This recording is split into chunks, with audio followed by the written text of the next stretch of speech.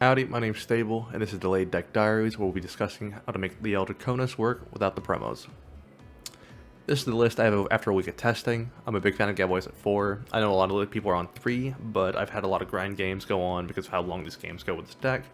Gaboys at 4 comes up, you can cycle it back with your PG Liael, but even then, damage checks happen, getting stuck in your drop zone, sometimes that stuff happens.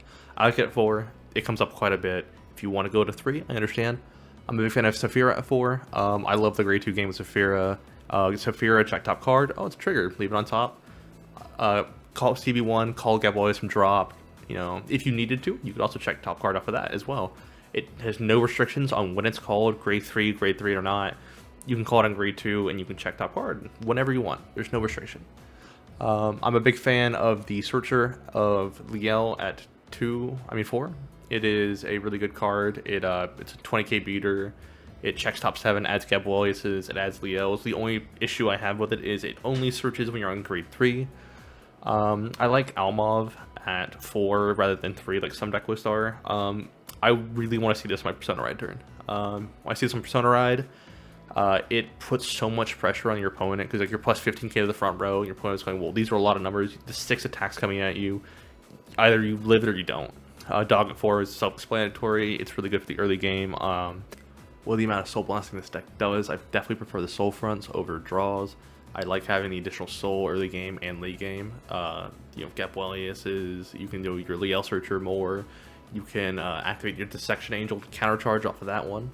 I think the deck's biggest strength are its loopable perfect guards, Draconis, binding the Immortas once you've used them, putting it in bind zone, using another Immorta to bottom deck the Immorta that you are having in your bind zone. You just keep looping them, find them with your grade 2s. It is a phenomenal way to loop your perfect guards. On your Divine turn, you have 6 attacks. It's really strong once it gets going, because if you add Persona Ride, you add your plus 5 off of your grade 1. Your opponent has to guard so many attacks or take them, and then once they're at 4 or 5 damage, it becomes like impossible to guard through it unless they hit a defensive heal or Ever Trigger. I think my favorite part of the deck is manipulating the top part of your deck repeatedly with Gabois. You can do it multiple times a turn after using your Draconis skill. Draconis keeps calling cards out from your deck. And then you also have your Searchers adding back those Liaels. You have like adding Persona Rides, adding the PG Immorta. It's really fun. It's really cool to play. The deck has a phenomenal early game with Saphira, Saragon, and Gabois. You get to manipulate top card when you're on grade 2. You get to activate Saragon, searching a card for top 2. And you have really strong numbers on grade 2 as well. On grade 2, you can Saphira, check top card, don't like it, mill it. Then you can also CB1, call a Gabois you discarded from your grade 2 ride line. Call the Gabois. Soul Blast 1, check top card, don't like it, put on bottom. Trigger, keep it on top. And you can keep applying pressure to your opponent that way. And it also hits really good number columns with the Saragons that we play. It can hit upwards of 31k with both skills and then 41k with the trigger. The biggest weaknesses in the deck, you struggle in a rush deck, so they turn off your Saragon, which is your advantage engine. You're only a 4 attack deck after Divine skill. If you don't find the Persona Ride, your Divine turn is very low numbers across the board. Your Vanguard is only a 13k. It doesn't give power to itself. The only power gain you'll get is Persona Ride, the plus 5 from Almov, and then, boosters. That's about it. I think for the ideal grade 2 turn, you want to look for your Gaboises, your Saragons, and your Saphiras. If you open any of your Liaels or triggers, I'd put them all back.